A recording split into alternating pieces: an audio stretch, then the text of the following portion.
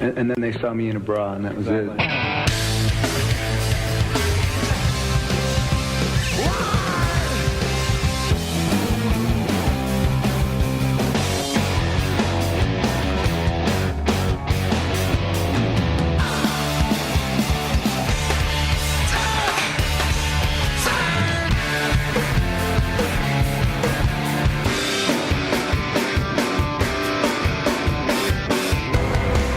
What's going on, Pearl Jam nerds? You are listening to Single Podcast Theory. I'm Brad Lyons. And I'm Brad Blazek. How'd you feel about it that time, bud? I'm getting better, I think. Getting better at saying your name? Yeah. I gotta put in that clip, the outtake. What did I name it? Do you remember? What was it? It was vulnerable. Vulnerable. Yeah, something like that. You know what fucks me up? I can't say my name. What's been going on, man? Oh, not much. Weather's been finally cooling off. No shit, man. I was in Disney World for a week and just sweating my sack off. Yeah. Oh, I bet. Every day, and then I get here and it's like the high is like 82 in Birmingham, which means for most of the day it's in the 70s and a nice cool breeze, and it's not very humid right now. I'm getting that fall fever, dude. I love it. This is my favorite time of year. Me too, man. I mean, I generally like season changes, which most people do. But for me, going into fall and going into spring, it's just like, I don't know. I'm in better moods during those times of the year than I am all year round. Driving around with the windows down. Hell yeah. All right, man. So we got Vitalogy today. Yeah. Dude, I'm so psyched. I am too. I've been listening to it here lately, and I'm like, I forgot how fucking awesome this album is. Yeah. You know? Yeah. I mean, all the way around, I love the songs. I love the recording, like the sound of the record, I think is probably one of my favorites. Thanks to old Brendan O'Brien and Nick Didia. But it's got kind of a live feel to it. Absolutely, yeah. And I mean, I love that. I kind of feel like, I don't know, because it was such a drastic change in sound and everything going from 10 to verses. And like I said before on another episode, I kind of feel like for me, the sound of Pearl Jam, the sound, I don't mean the songs or anything like that, but actually some of that too, but the sound of Pearl Jam started when they started working with Brendan on verses. And I kind of feel like, I don't know, they did verses and it's I love that record. But it's like they got that thing right on Vitalogy, I feel like. Yeah. You know? Yeah. All right, so before we do that, I think we got some email world going on, right? Yes, we do. What you got, Brad? We heard back from Catherine Cotton, who we did. Wrote in a couple episodes ago. And she says, "Hey guys, first off, I want to thank you guys for talking about my email over the podcast. You easily made my week. That was so cool. I loved this last episode about Stone and appreciate your candidness on the air. Your authenticity is what makes you guys so great to listen to. And stemming off of that, you guys should definitely dedicate an episode to Chris Cornell. There's so much history, brotherhood, and influence there. It would be awesome to hear more about." And I agree with her. I mean, I do too, we need to do that one of these days. Yeah. She goes on to say, "I have two things I want to say. Going back to the Lightning Bolt episode, I agree that the end of the album is a bit of a downer, but I want to stick up for Sleeping by Myself. I would definitely agree it's nowhere near the best from that album, but I personally wouldn't lump it with Yellow Moon or Future Days." I agree with that. Yeah, I mean, that one, I think I said back then, that was definitely the better one of those three. And I know we don't want to spend too much time on it, but real quick, after reading her email, I don't know, I thought about it, and I think the context is so important too, and like running order of a record. And I think if maybe they hadn't stuck those three, just lumped them at the end, I think maybe sticking them in different spots in the record might have changed at least my feelings on those three songs. Right. Yeah, Anyway. well, that's like what I was saying about Pendulum. It's kind of stuck right in the middle, and it just didn't work for me until I saw it live, and I think that goes along with these three being at the very end. But she says, I think a re-listen to the original Sleeping by Myself from Ukulele Songs is in order. It's a lot more intimate and makes more sense in that format. I'm also a sucker for depressing lyrics, and this one hits the nail on the head. Yeah. So that's true. I did. I went back and listened to the Eddie's solo version, and I actually prefer the ukulele song version. Oh yeah. It's just him and the ukulele. Yeah, and I don't know, something about that drum, that kick drum in the band's version of it. Just, I don't know. It sounds like a bluegrass song or something. So yeah, I get that. I'm like, but I still don't really love that song. Sure. Number 2, I know it's an unpopular opinion, but I'm going to have to agree with Brad B. Uh-oh. So thank you. On the topic of Sirens. Fantastic song, and I've grown to really love it, but it took me a while to catch on to the hype. I'm no metal guy, but I tend to favor songs that pack a little bit of punch, and this one still doesn't really do that for me. Lyrically, though, it blows me away. There's no denying that. Just want to let you know you're not alone, Brad B. Thanks, Catherine. She's such a sweetheart. Yeah, I like getting emails from her. So I do too, actually. Her first one, she just even on the email sounded excited. Yeah, you know what I mean? Yeah, she was Catherine's pumped. the one. I think that she's like a little bit younger. She's like 25, which means she wasn't around for the very beginning, right? And has come to love the band in their later years, which I think is awesome. Yeah, cool, man. Thank you, Catherine. All right, so I got one more email for us. We're just doing 2 today. I got one from Mr. Jason Barker, a new name to the email list here. And this one's a little bit long, but we'll get through this real quick. Brad's great job on getting this off the ground. It's a perfect format, I think. 2 dudes just shooting the shit, talking PJ. Props to both of you. I love listening and have put a few more subscribers on your list as well. Well, thank you very much, Jason. Yeah, that's awesome. We love that. Just listening to the extremely long face mail Twittergram readout at the intro of number 5. Only one critique so far would be to shorten the fan mail readout, either summarize or pick out a few gems. Hopefully by now you've stopped reading out everyone's fave album list. So we'll address that in just a minute. But if you want the correct answer, he gave his list. I love this list. As the correct answer. I love it. Number 10 is Backspacer. Number 9, Lightning Bolt. He says number 8 through 3, all the rest. And number 2, Yield. And number 1, No Code. I dig that list. Yeah. Of course, except for Lightning Bolt being toward the end, but whatever. Quick mention on Jack. He was more than a backbeat rhythm section. He practically added tone and voice to the songs. I totally agree. But on the flip side, he has the benefit of being present for a short period during a creative peak. Sometimes when there is a micro glimpse of an artist, they live on in glorious infamy. But he did earn it. I agree with all of what he just said. Oh, yeah, definitely. I love Jack. Looking forward to the No Code podcast. Hopefully you research and do your homework. PJ Nerds will be listening with a very sensitive ear. What sets it apart, I think, is that those of us that love it because we loved what they wrote. We aren't top 40 listeners. We want PJ, and what they put out was lush with lyrics and saturated with sound. It oozes with creativity. Music matched the lyrics, and the lyrics matched the music. The themes are well pronounced. That is all for now. Love it, guys. Stay with it. Peace. Jay from Alberta. He also says, P.S. Musician Brad, with your instrument band savvy, feel free to add more doses of gear stuff, i.e. Mike's 74 phaser pedal, I think, or general music theory like Stone's dope-ass chord progressions. Some of the deeper nuances from that perspective. I pretend to play guitar, so I love that stuff.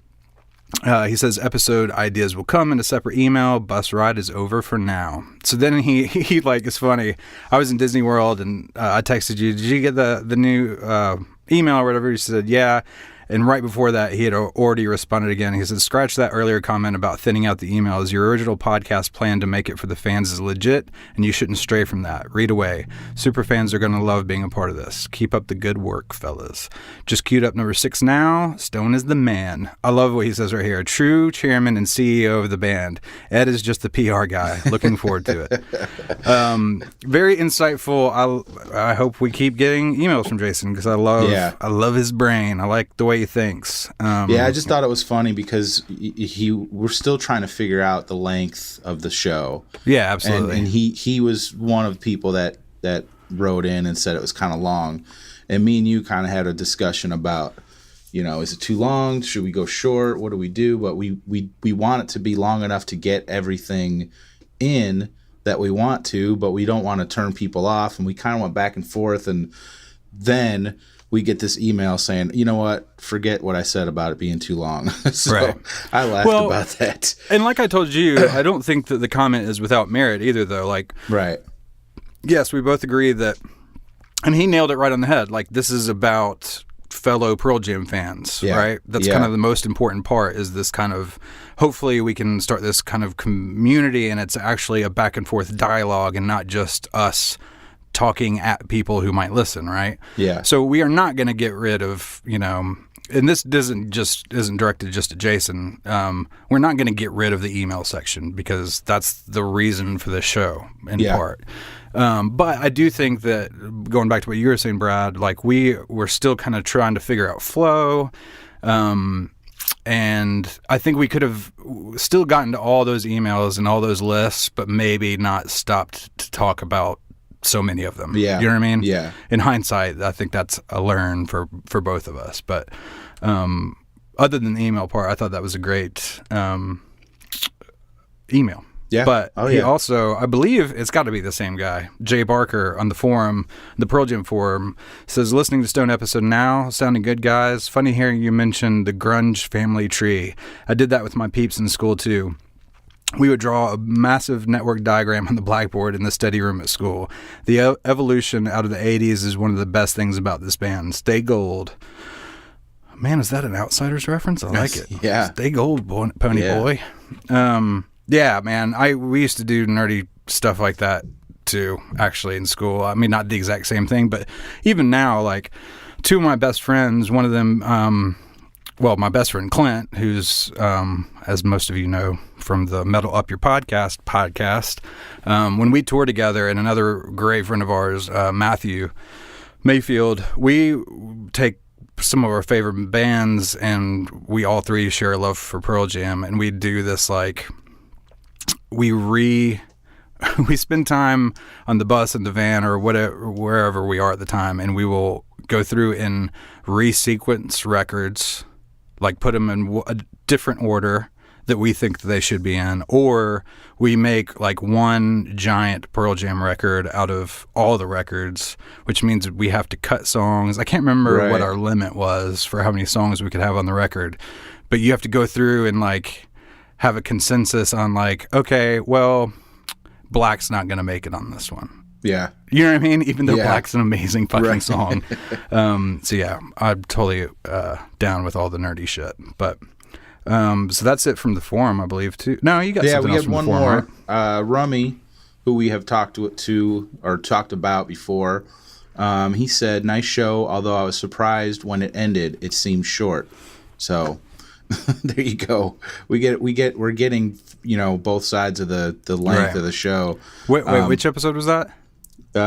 It must have been the Stone episode. Yeah, it was. Okay, cool. It was. However, I appreciate. Yeah, here we go. I appreciate how you didn't get too much into Stone's personal life. It's really none of our business, is it?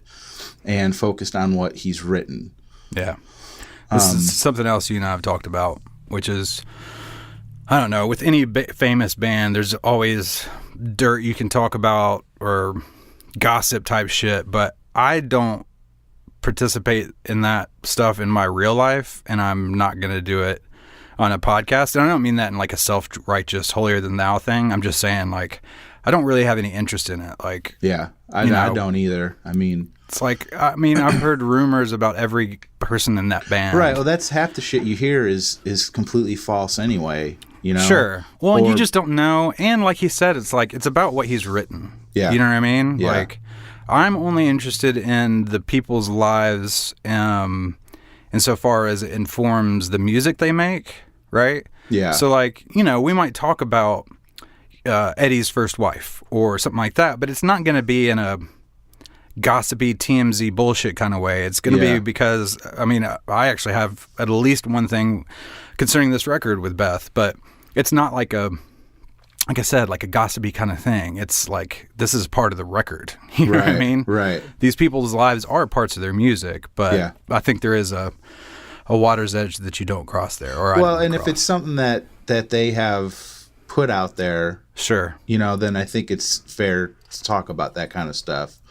But like well, you said, at the end of the day, it's just that they're human beings. Yeah. And I wouldn't want two dudes from the South talking shit about my personal life that don't know me. Hey, I am not from the South. Well, I live here. What are you saying about the South, man? You got a problem, man? No, I'm just not from here. You saying I'm not good enough?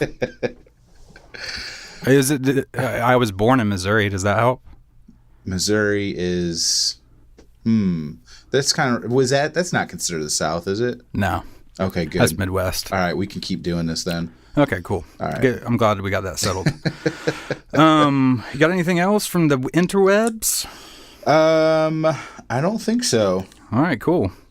One thing all right, so we're going to start pestering you guys just about one thing. We're not asking for money yet. Just kidding. Well, kind of not kidding, but because there are things that we want to do with this podcast, and neither one of us are rich. Okay. But apart from that, for people to find us, by far, most of you guys listen through Apple Podcasts or iTunes.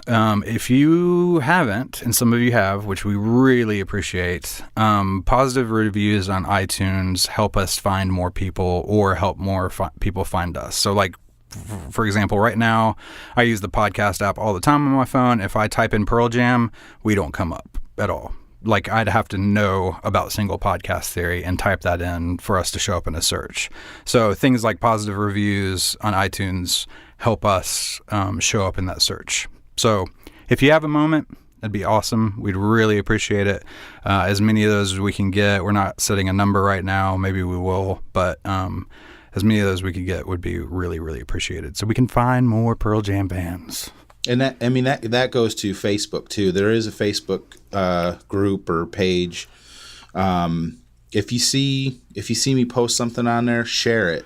You know, just to get it out to more people. Right. You know, like that.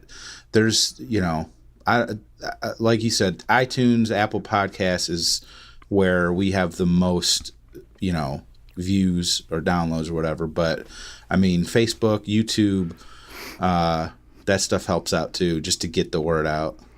And then also social media, obviously. So just a reminder, on Instagram, we are at Single Podcast Theory. On Twitter, we are at Pearl Jam Podcast. Search, like Brad says, Single Podcast Theory on Facebook. Same for YouTube. That's our channel name on YouTube. Is there somewhere else that I'm leaving out? Just, you can always send us an email at singlepodcasttheory@gmail.com. Single Podcast Theory. Cool, man. We did have a comment left on one of the YouTube videos that I kind of thought was funny. Did we get our first, like, fuck you guys? No. Okay. I'm trying to find it here. I'm scrolling through trying to find this. Which episode was it? That I don't know. Brad, you're the worst. I know. I should be more. God, what did I? There's so much to scroll through. Ba-na-na-na-na-na. Ba-na-na-na-na. Hell, I can't find it. It was funny. So. Oh, you give up? I mean, I guess you can cut this dead air out. Oh, I'm gonna have fun with it. That's what I'm gonna do. Oops. See, I turned my phone on too. Oh, Jesus. Oh my God. Is there a choo-choo train in your living room? Oh my God.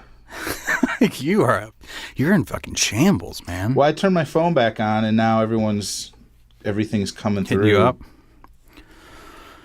Hold on. I'm gonna have so much fun editing this. Oh, here we go. Okay. This is a good one. This was on the 10 episode. And this is Christian, God damn it, pop up shit. Christian Jonathan Rubio Sandoval. Hello, good podcast. I really did not understand everything they said. It would be good to put subtitles in Spanish. Haha. Greetings. Oh, that's right. So, I love it. Man, if I was one of those dumb Americans that didn't know fluent Spanish, then I would totally do that. If we have any bilingual listeners out there who would be willing to go on transcribe anywhere from an hour to an hour and a half of us talking shit about Pearl Jam. That would be awesome. So let us know.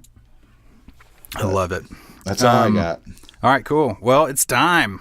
Yes. It's time to talk about motherfucking Vitalogy. Yeah. I remember, this is one of those records, kind of like Versus, where I remember where I was, where I went to buy it, where I went at midnight, all that stuff. Yeah. I remember getting into my car.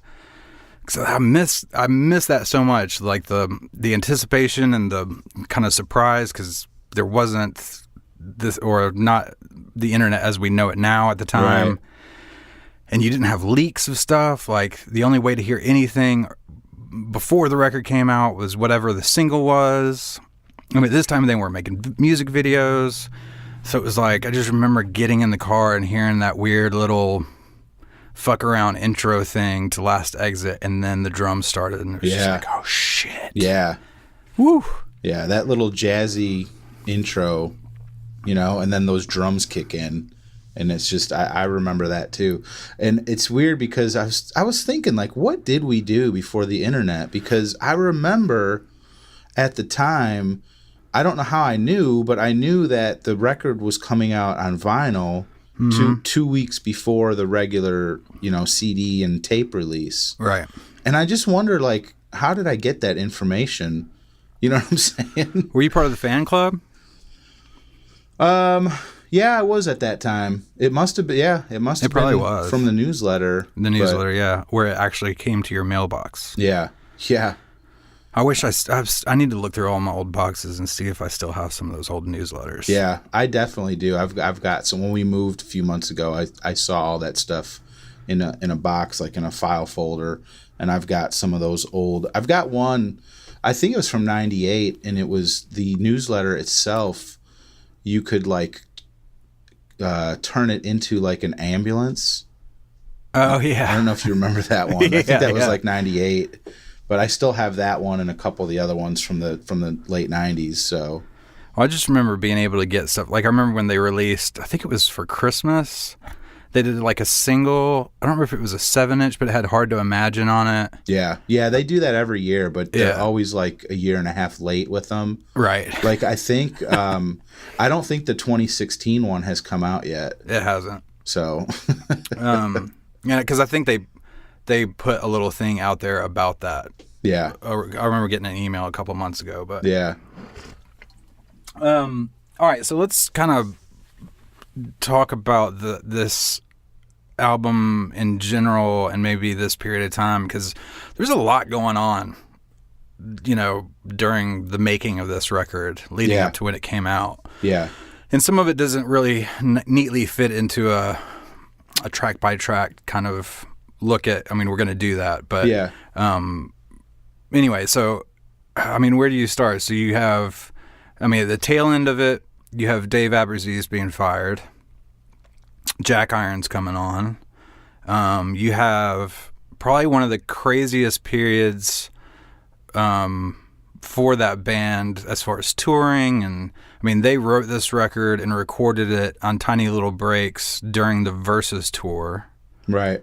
Which just, I know there's interview of with Jack where he talks about, because he had been asked to be in the band a couple times before he actually joined, and talking about how he just didn't, he had a kid and a wife, and he knew how crazy hard they worked, and was just like, man, I can't do that. Right. And he kind of thought maybe at this point, maybe, I remember in the interview, he said something to the effect of like, well, maybe, talking to his wife, well, maybe they've like learned to not work quite so much or whatever, which I don't think happened. No. Which it didn't happen, because that's why he ended up quitting the band. But, yeah. Well, I mean, the whole Ticketmaster thing was in full swing. Yep.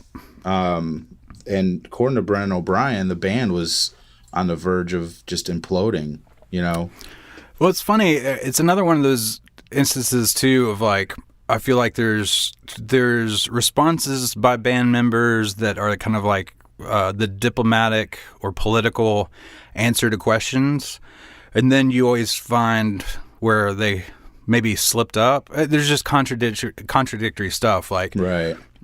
People saying that like this is the point where Eddie kind of took the band over. But then the other guys are saying like, no, he was just outriding all of us. Like, Stone was saying, I normally came in and the recording process was kind of, I think it was in the Pearl Jam 20 book where he's talking about, he's used to just through the process going, okay, well, here's another song. Here's another song. And this is the time where, even though there were definitely co-writes on this record, Eddie was just kind of plugging away at writing, because this is where he started playing guitar too. Yeah, which is a whole different dynamic shift in a band when you've already got two monster guitar players in a band. Right? How do you fit him in there? How do you fit a third in? Yeah. Man. But well, he, as far as taking over, I think he has said that it wasn't like a conscious decision on his part to, take Stone aside and tell him, hey, I'm the boss now. It was more of the media and everyone was singling him out. Right. And he had to protect himself and the band. And it just kind of naturally went, the leader position kind of fell on him. Well, he said something to the effect of, like what you're saying, where it's kind of, he said he had to kind of take control of how he was being represented because he was being singled out as the front man. Right. He was getting recognized by more people than the other guys were.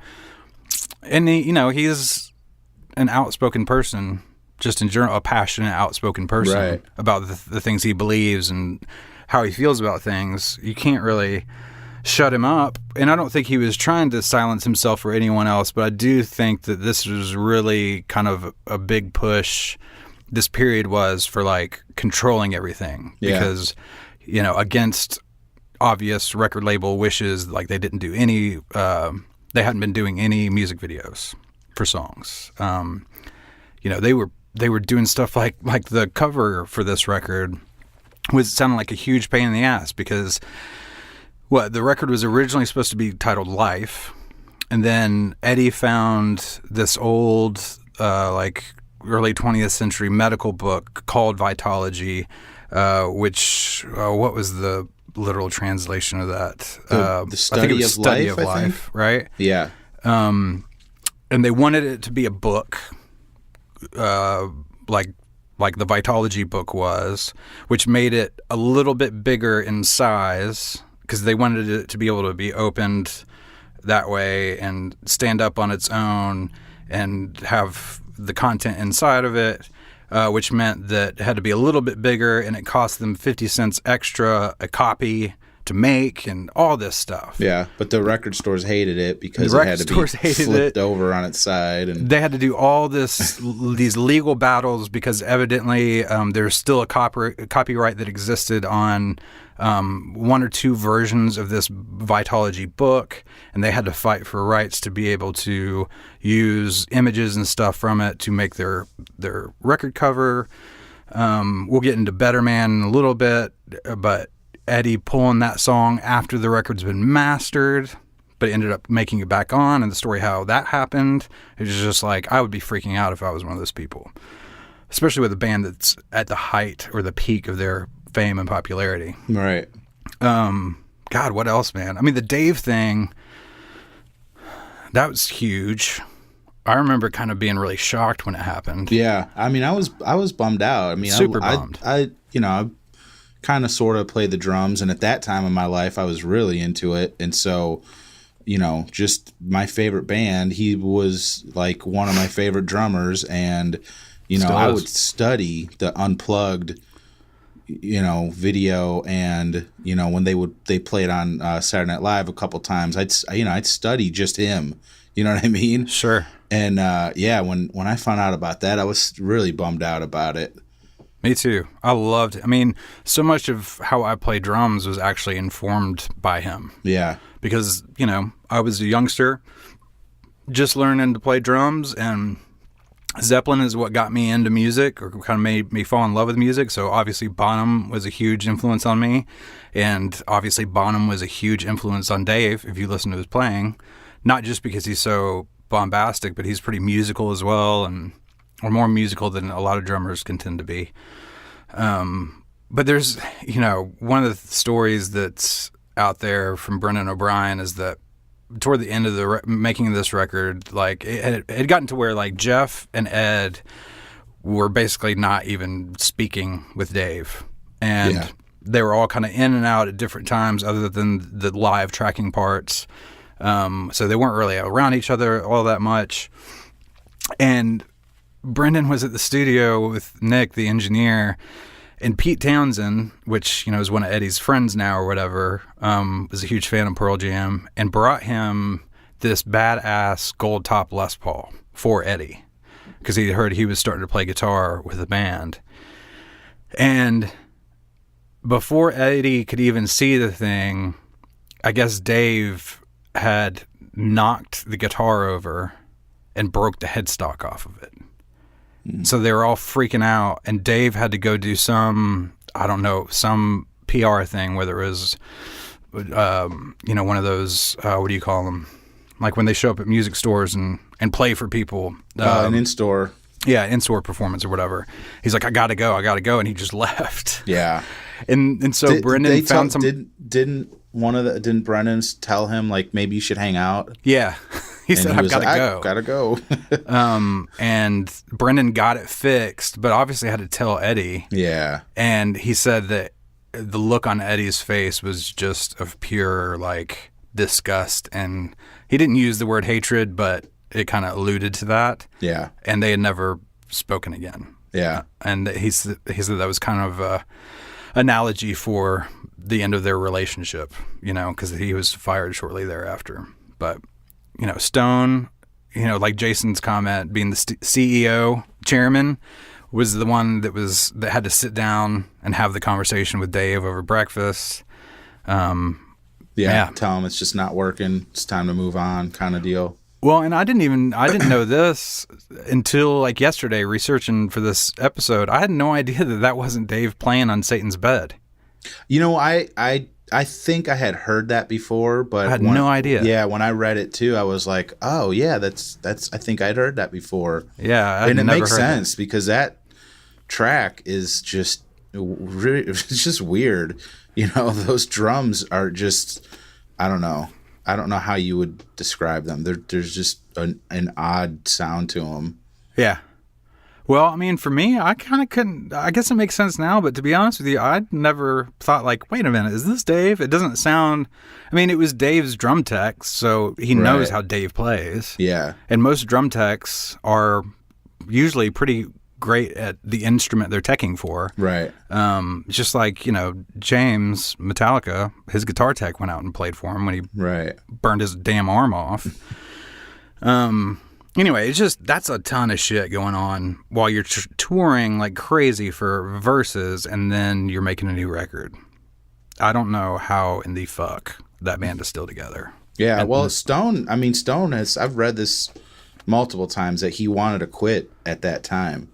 And that the communication between all those guys was just almost non-existent, you know. Well, and they're all so valuable, but man, there is no Pearl Jam without Stone. Yeah. There's just not. I mean, to me, he's as important to Eddie to me anyway. Yeah. Well, yeah, I mean, the music, there's the music side of it, and then there's the Eddie side of it, you know? And you have to have Stone in there with those songs, and, you know. There's a cool story going back to Aberzies that right after he gotten fired, he was doing another one of those in-stores, and it was so fresh that Dave Grohl didn't even know he had been fired. And I guess there were rumors that Dave Grohl was going to fill in or be the drummer for Pearl Jam, and he and his girlfriend were walking around New York City and saw that Dave was doing an in-store or whatever, so he was like, hey, let's go in and say hey. And he said that when he walked up and said, hey, to Aberzies, I think the quote was, it looked like he had seen a ghost. And he kind of walked over to him and he was like, so did the guys ask you to be in the band? And Dave Grohl was like, what the fuck are you talking about? I have no idea what you're talking about right now. And that kind of goes back to the whole, like, I don't know. That sounds like it could be a legitimate story. I mean, Pearl Jam, one of the greatest grunge bands, taking the drummer from... you know, the other biggest grunge band, It would make total sense. Yeah, and I mean, he needed a job at the time. You know, I think... but it's complete bullshit. There's like no truth to it at all. You know? What else? You got Mike was so fucked up during this period. Yeah. Reading stuff about how like he was like pretty much blackout, doesn't remember some of the recording sessions. You know, they did 3 songs on SNL. Yeah. And Stone was like, what did you think about Daughter? And he was like, we played Daughter? Right. Like he was blackout drunk on live TV. Yeah. Jesus. And he played his ass off. Yeah. It's crazy, man. All right, well, you want to get into it? Do some well, we got to do the facts real quick. I'll do this real fast. Yeah, all right, so it was released on vinyl November 22nd, 1994, and then 2 weeks later, December 6th, on 1994 on CD. The vinyl sold 34,000 copies the first week. Let's see. It remained number 1 for most first week vinyl sales until Jack White put out Lazaretto in 2014. That's crazy. Let's see. The CD release was second fastest selling album in history, behind their previous record, Versus, which was at number 1. I've forgotten how it seems so long ago just how crazy their popularity had gotten. That sold 877,000 copies, and it went 5 times platinum. The singles were Spin the Black Circle with Tremor Christ as a B-side, Better Man, Corduroy, Not For You, and Immortality. The outtakes were Hard to Imagine. There seems to be a few Versus songs that didn't make it on Versus that made it on a Vitalogy. Hard to Imagine was originally from the Versus era, which that version is on Lost Dogs, but they recorded it again during the Vitalogy era, which is on a movie soundtrack for Chicago Cab. And then there was Out of My Mind, which Eddie says is just like a live improv kind of thing. It was recorded in New Orleans, Seattle, and Atlanta. And we already talked about it. It was originally titled Life, blah, blah, blah, blah, blah. What, you got some tour stuff? What did they do for tour? Yeah, they played, you know, pretty much the whole year. They started in February with a couple warm-up shows in Seattle and then Montana. And then, all through February and March, they were in Asia and Australia. They came back to the summer. They came back to the States in the summer in June. But what happened was they played like 4 shows on the West Coast, including 2 at Red Rocks. And they had a show in San Francisco they were going to play, but Eddie was in the hospital with food poisoning. And he left the hospital to join the band and play the show, but after like 7 songs, he got real sick and couldn't go on and left. Went back to the hospital. That dude's a beast. Yeah, but Neil Young was there, and he came on stage and they played I don't know, 15 or 20 songs with That's Neil right. Young. I forgot about that. And it was mostly mirror ball stuff and a couple of like Neil Young songs, which I've heard people say like it sucked because it wasn't Pearl Jam. I would have been totally into that. Yeah, that mirror ball album is fucking awesome. Well, and it's like, as someone that's a fan of Neil Young as a solo artist, but also a fan of him with Crazy Horse, like, man, that's like, Pearl Jam being his Crazy Horse. I would have loved to have seen that shit live. Yeah. Oh my God. Yeah. So they canceled like the next 7 shows or something like that, and they did play 2 nights in Milwaukee and then Chicago, like in July. And I was actually at night 2 in Milwaukee. That was my first show. That's cool. And then that was like the first leg of the U.S. tour. They went on and finished the remaining dates in September and November.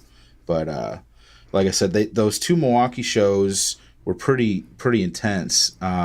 Mike had to go be hospitalized for dehydration after the second Milwaukee show, and then they played at a pretty well-known Soldier Field show.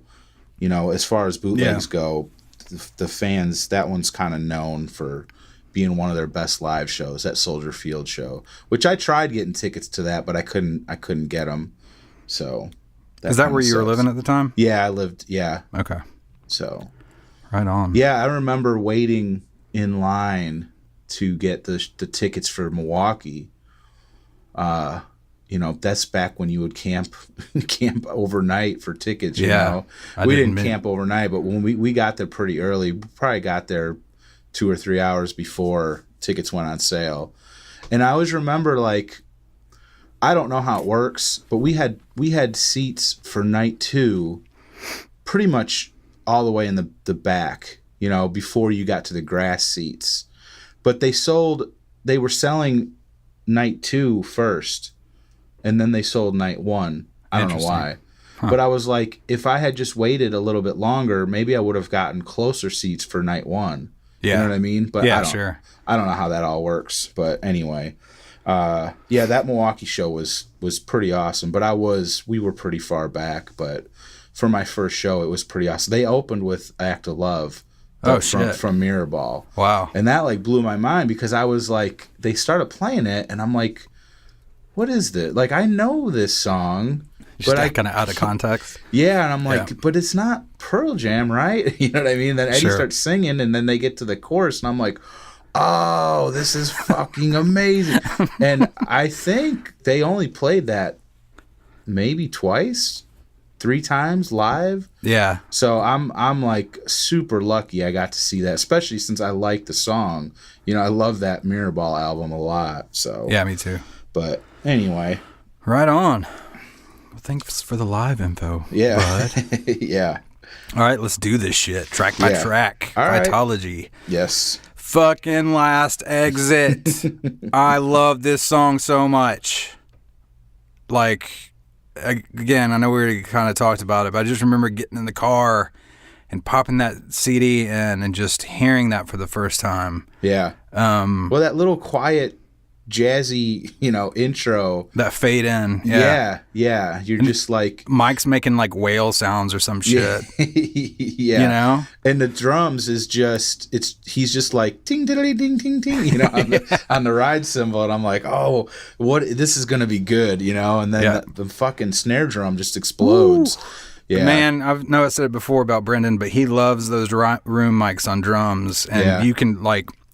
That's a perfect like little snippet to hear Brendan's drum sounds if you're like, into recording and stuff. Just, I mean, obviously I'm sure he's using close mics and everything too, but you can hear the snare sound in the room. Like you can hear the room when he starts hitting that snare. Yeah.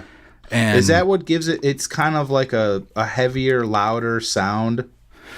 Yeah. I mean, like so when you're recording, I mean, this sounds so simple, but you can get caught up in the nerdery of recording music. And, Yeah.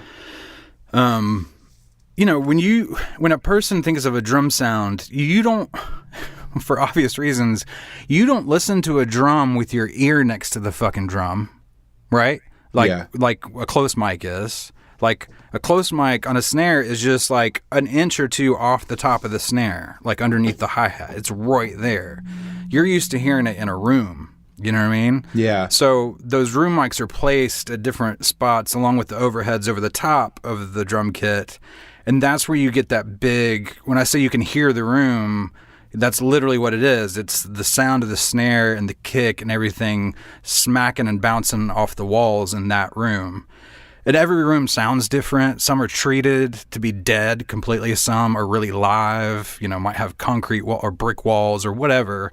But every room has character, and you can just, in that intro, before Stone's guitar starts coming in, you can hear the sound of that room. Yeah. And it's fucking killer. Yeah. It's like that snare just cracks, and it has a long tail on it. I don't know.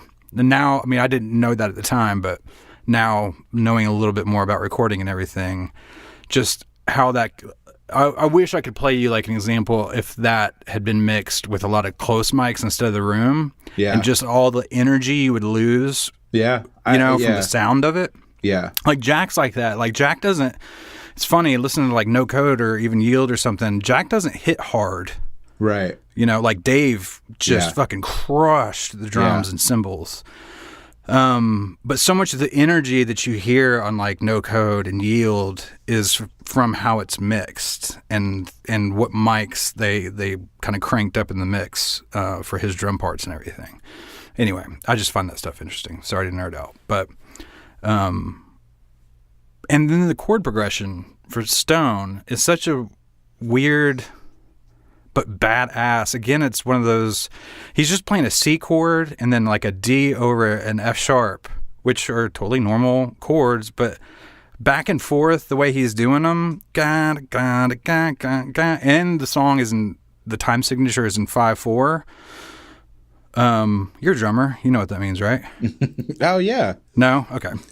When you count a song, you usually go 1, 2, 3, 4, 1, 2, right?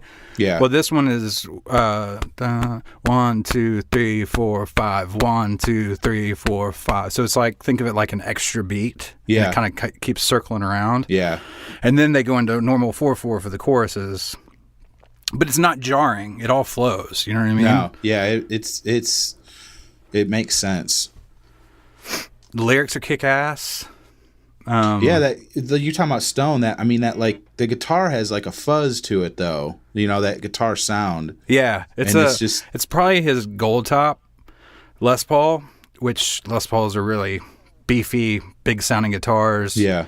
And I think at the time he was, if I remember correctly, I need to look it back up. I know he uses like Vox AC30s a lot, but I think at the time I remember seeing some orange heads and cabinets on stage, which they have a very unique sound. And both him and Mike use fuzz pedals as opposed to distortion pedals for different songs. Yeah. So I think it was probably a fuzz through one of those orange, maybe through his Les Paul. The sound's badass. We need to do a gear episode. We do. I can't believe I didn't do that for the Stone episode. I meant to, but it'd be I'm cool because you could kind of go over their whole discography and drop in little that's true bits, and explain what's going on there. I would love to hear that kind of stuff. Lyric, like what? Is this? Do you like this song? Oh yeah, I love it. And this is this song, being the first song, it's gonna become apparent that there's a theme on this whole record. Yeah. Shed my skin, dissolve my past, burn away my mask. He's talking about, on the one hand, there's a lot of stuff about becoming famous or being famous and shedding all of that and trying to get away from all that, Right. And yeah, it's... But it's another example of like the idea of kind of existentialism and mortality kind of permeating a lot of his lyrics too, because there's that. Again, one of the reasons that I love Eddie's lyrics is that they're so interesting and kind of poetic, but you can kind of make them what you need them to be. Right. Looking at it right now, you don't even see the fame aspect of it. But at the time, that's exactly what he was talking about. But like you just said, it's cool that he can these lyrics are timeless. You know what I mean? They're very much about like you said, shedding his skin and becoming somebody different. And at the time it meant one thing, but today it probably could mean another. Right. And it works in both time periods, Well, and he tends, there's a few songs like this one, I'm trying to think, Trimmer Christ, In My Tree, Given to Fly, these kind of like Christ-like kind of characters that he builds in some of these songs. Yeah. And even some of the like easy analogies and references, like, because a lot of this is kind of talking about, or to me anyway, just kind of like, as me and Clint Wills say on the road, you got to surrender to death when you're out in a van for 10 hours a day and paranoid like we are about, getting in a van crash or something like that out on the road. But what was that first, it's the 3 days reference. Because before that he says something to the fact of like, what is it? Grasp and hold on. We're dying fast. Soon be over, and I will relent. Yeah. And then it says that let the ocean swell, dissolve away my past. 3 days and maybe longer. Won't even know I've left. Yeah. He tends to slip those little things in there sometimes in some of his songs. Some of those big kind of transcendent songs. Yeah. All right. Well, we should probably move on from Last Exit because we've got a whole record to do here. Yeah. Spin the Black Circle. Fuck yeah. Yeah, I love this song. I remember this song was released before the album, I think. Yeah, I think this was the first single. Yeah, and I was just like, holy shit, this song is fast. I mean, it's just like a what do you call it? I hate when I have shit just go out of my brain. Just like fast punk. Punk, yeah. Like an homage to punk music, I guess. Yeah, did you know how Stone originally wrote that song? Oh, is this the one? Yeah, he wrote a lot slower. He gave a demo to Eddie, and Eddie gave it back to him, like sped up 10 times or something. Well, it must have been a reel-to-reel type of tape machine. Yeah. And Eddie had the speed on the wrong setting when he listened to it. And was like, holy shit. And then realized that he had it on the wrong speed and turned it back to like the normal speed, which was more of a mid-tempo kind of thing. Kind of thing. Yeah. And he was like, fuck that. And he turned it back up. Yeah. And went to Stone and was like, we should do it like this. And I guess Stone was which is understandable, he kind of resisted it at first, but yeah, I love that it ended up the way it is. Yeah, it's a great song. There's not much to say about it lyrically. I mean, it's obviously a tribute to vinyl. Yeah. But it is kind of cool that if you don't pay too much attention, it almost sounds like heroin. Yeah, exactly. Pull it out a paper sleeve. Yeah. Oh my joy. Yeah. Man. That's what I thought it was at first. Really? Yeah. Well, I mean, think about it at the time, you had Kurt, you had Lane, right? All that shit going on. Yeah, but the title kind of tells you exactly what it is. Super fast song. I love that. Yeah. I think there's somewhere where Mike said something to the effect of like, he has to warm up before they play that song. Or else he said something about he sounds like shit if he doesn't warm up because it doesn't sound right. Well, and I think it's a kick-ass like 1-2 punch too, where you've got this kind of, I mean, I guess Last Exit is kind of mid to up tempo. Yeah. Yeah. And then you go straight into to fucking Circle. Yeah.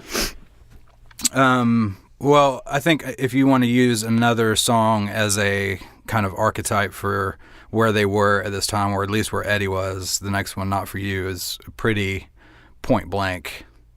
Yeah, this one totally goes, back to that theme about just fame in general. And, I don't know. A lot of people at the time, I think, got turned off because they thought that he's whining about being famous. And I never saw it that way. I didn't either, man. I mean, Go ahead. I could, not that I was famous, but I could understand why he was saying the things he was saying. You know, if you put yourself in that place and you have all the shit being thrown at you and put on you, I could see feeling like this, you know? Yeah. And it was just like people calling him a crybaby, and he's just whining about being famous, like, oh, it must suck to be so rich and famous, you know? And it's like, yeah, like, not the rich part, but the fame part would be hard to deal with, especially if you're like a sensitive social anxiety monster, you know? Well, and I think too, you have to, and I understand why people don't get this, but, and again, not to sound like a douchebag, but like, as someone that spent a long time touring and touring with people that had like fans, you know, that like that hang out and try and figure out where the dressing room is or which tour bus is yours or whatever, which is cool, but sometimes it gets a little fucking weird, Right. you know? And it's like, okay, fine, like I can, not me, but like I understand, like, okay, lots of money, that's great, I guess. I don't think he really gives that big of a shit about it. But also, like, okay, I can, in these ways, I can maybe give interviews, or I can, you know, whatever. Or, you know, we were talking about before we started recording just about how he started off wanting to be around fans a lot because he was a music fan. Like, he didn't see himself as different from them. Yeah. These were his people, you know? Yeah. But then shit gets weird, man. You have a crazy fan drive their goddamn car through the gate of your house trying to get to you. That's fucking weird. Yeah. That's bullshit to say to someone, well, you asked for it. That's what they're saying. Like, you asked for it. It's like, no, I fucking didn't. Right. Is it great to make money? Yeah. Is it cool that people like my music and I can play to 20 to 50,000 people a night? Fuck yeah. I'm sharing something with someone, but I'm not here to have my safety or my family's safety or privacy shit on. Yeah. You know what I mean? Like, Yeah. I think that's a pretty obvious line there. And I didn't ever see him personally as like whining. I think if anyone, I didn't either. I thought Kurt was more of a whine baby than he was. You know, I love Kurt. Yeah. But you know what? Like, Eddie actually, and that band actually put their money where their fucking mouth was, or if anything, gave up money because they said, we don't like this, so we're going to do something about it. We're not fucking doing interviews unless we want to. We're not putting out music videos. You know, like, we're going to fucking fight Ticketmaster. Yeah. Whereas Kurt kept making music videos, which there's nothing wrong with that. Right. But he kept going with it. Yeah. You know what I mean? Yeah. And Eddie actually said, fuck this, I'm stopping. Yeah. And this song is expressly a fuck you to the industry. Oh, it's the You know? greatest fuck you. And It's so kick ass. yeah. You know, and just going back to like a fan trying to fucking drive through your gate to get onto your property, that's fucked up. Yeah. That second verse, and I remember there's a live recording. I don't remember if it was a boot. I mean, it was a boot, but I don't remember what it's from. I think it might have been from Saturday Night Live, where he sings that small at my table, seats just two, and then he kind of yells off the mic, me and Beth, Yeah. his wife at the time, Right. got so crowded it can't make room. What's the next line? Where did they come from? Storm my room, and you dare say it all belongs to you? That's, you know, that kind of spells out where he's coming from. Yeah. And it should tell you that he's not being a whiny bitch, Right. you know? Yeah. And you can hear it in his voice on that vocal take too, man. Yeah. Well, there's a quote here where he's talking about just being disgusted at the level of people wanting something from him. And they want it because they want to make money off of him and off of the band, you know? And he says, I felt like establishing something in that song. This music doesn't belong to you. You don't feel it like we do. You don't even know what's really going on here. And the part that really gets me, he says, you've never stood in line for a show. And I'm like, oh, like, I've stood in lines for fucking hours on end and all day. Stood in line for tickets, you know? And it's like, he has too, obviously. But these people, Ticketmaster, I think it's, you know, a lot of it's for Ticketmaster, you know, and people trying to bootleg their shows and sell them, and the whole corduroy thing, which we'll get into later, but Right. just the whole thing about, you know, there ended up being a character on a soap opera that was based on Eddie. You know? Yeah. I can't wait to talk about that. And But, who that actor was. It was Ricky Martin. Yeah. So, Oh shit, man. but yeah, and I the show that I went to that in '95, it was in Milwaukee. They played Not For You, but he did a little speech about the song and kind of just explaining who the song is for and who it's not for. Right. You know. We'll play that clip. Actually, I took it upon myself to clarify the next song before we played it, because people always seem to mention this in articles and stuff, that this song is apparently meant to, it's directed towards fans and people who listen to our music, and that we're trying to alienate everybody, including you.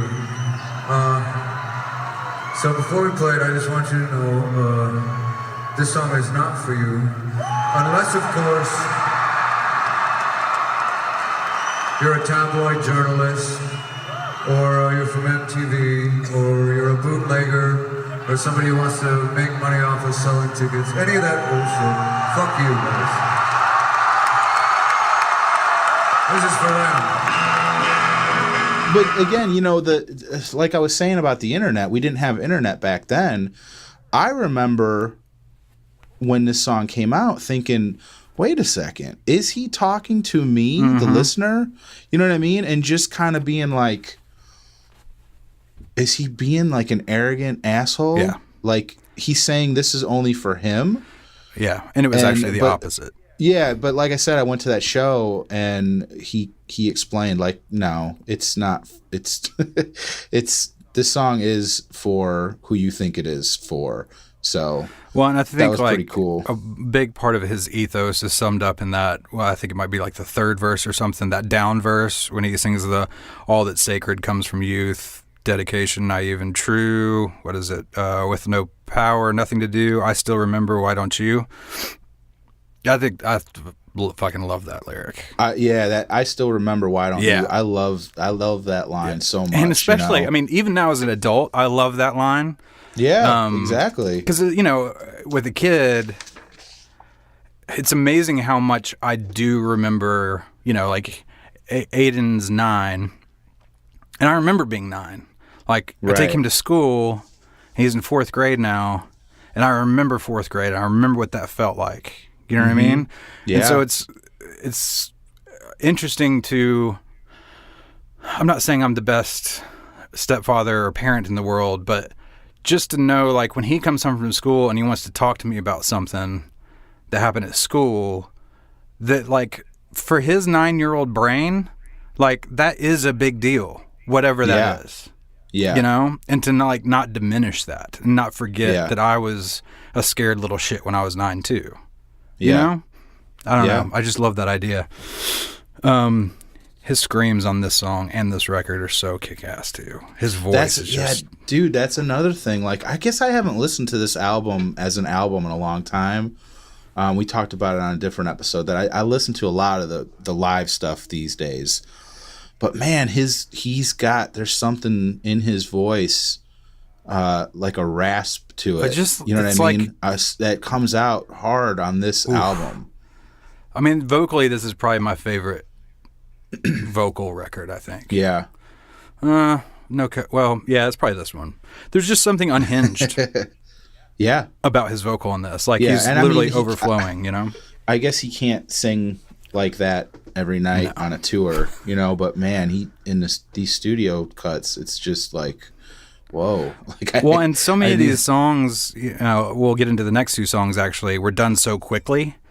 Just kind of like, maybe not one take, but, you know, started and finished in an afternoon or a day. Right.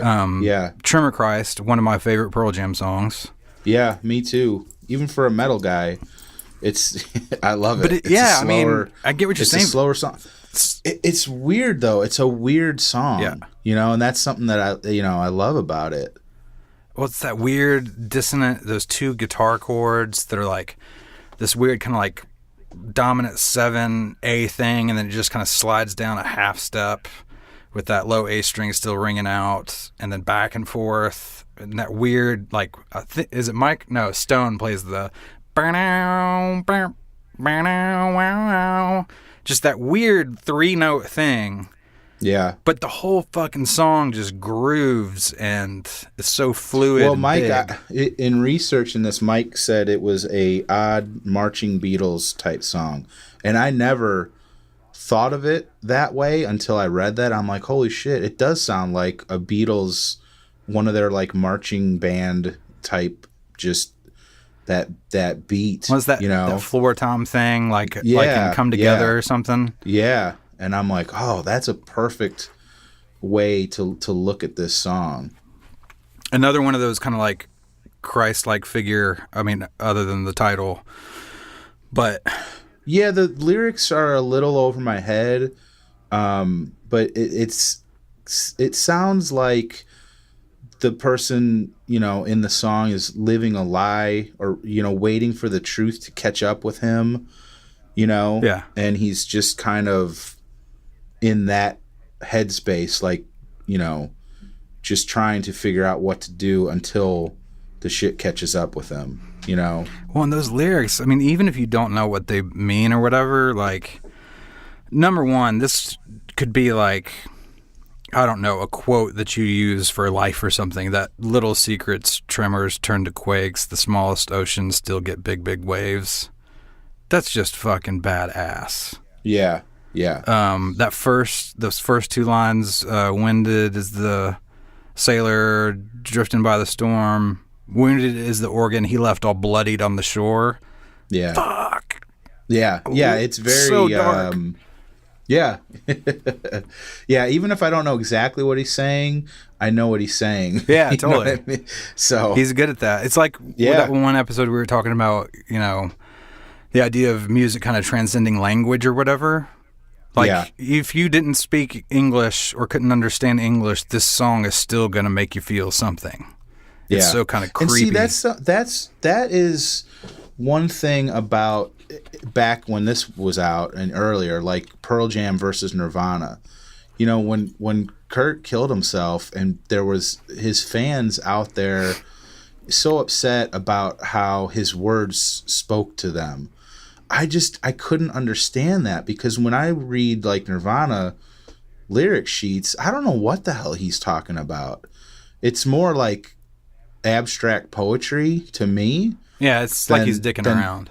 Right. But and like there's moments Eddie, where there's nuggets in there. But yeah. There's certain phrases, that like, okay, that's meaningful, but overall, I never understood what he was trying to say. I mean, I actually agree with you on that, and I'm a huge Nirvana fan, but I mean, like something in the way would not fit into that category, or he found a way to say something, but I think with Nirvana it was more the aesthetic and just the kind of we don't give a shit, fuck you kind of vibe that they put off. Yeah, which was much needed at the time. We're coming out of like I'm not saying anything bad about Nirvana. Sure. I like Nirvana, but I just always remember not understanding when people specifically said his words spoke to me. Yeah, I agree with you completely. But I mean, I love Eddie. I get them. You know what I mean? Well, Eddie's lyrics it's like he is speaking to you. You know what I mean? Yeah. They're kind of poetic, but they can also fit in kind of a conversational way. Yeah. Yeah. I mean, the other thing, one thing I always thought about with Kurt real quick on the lyric front, especially compared to Eddie, is that, not that Eddie wasn't, but it's so obvious that Kurt was such a huge Beatles fan. And even John Lennon, like if you've ever seen, I can't remember which documentary it is, but him and Yoko, there's some crazy fan that's been sitting out at the gate of their estate for like 3 days or something. And he finally is like, man, do you want to like the guy's obviously not eating or showering or whatever. He's like, do you want to come? He invites him in. And I can't remember what song it was, but the guy was like, well, I just wanted to ask about the lyrics to, I can't remember which song it was. And because he was like, I just want to know what they mean because they mean so much to me. And he was like, man, honestly, like, they don't mean anything. Like, those are just words that sounded good together. Yeah. With the melody that I wrote. There's no meaning, you know? Like, quit kind of hinging some... deeper meaning to it something that's going to unlock the catchy secrets. Melody. Exactly. Yeah. And I kind of feel like in some ways there's a bit of that in Kurt where it's just kind of, I mean, because they were so catchy. Yeah. Like a Beatles tune, you know? Yeah. Just a really dark Beatles tune with really loud guitars and drums. But anyway, I agree with you on the lyrics. So Nothing Man, which is interesting that they recorded these in this order too, back to back. They did Trimmer Christ and then they did Nothing Man back to back 2 different days. Well, I found it, I didn't know this until just researching this, that I think Stone said 80% of these songs were recorded like a half an hour before, or were written a half an hour before they recorded them. I'm like, holy shit. Like, how do you do that? How do you shit out lyrics like this? Yeah. How do you write a great fucking song that doesn't take more than half an hour? You know, I mean, I'm sure he's exaggerating a little bit, but still. Yeah, I don't know. It's I mean, I'm sure there's a little bit of exaggeration, but I mean, writing lyrics is such a different beast than writing music. Yeah. It's like, I don't know. Yeah, I don't know. It seems like it'd be easier for a band of 5 dudes to be like, well, I had this thing laying around that I like, and everyone else likes that too, and they use it as a verse, and then someone else is like, oh, well, this would be cool for a chorus. Whereas the lyrics, like in Eddie's case, like that's, until later records, that's all him. Right. And when they have music, and especially a time period like this where they're so crazy busy and they're hopping off tour or breaks in between runs to go run into the studio and write shit real quick, he came out with some insane lyrics really quickly. Yeah.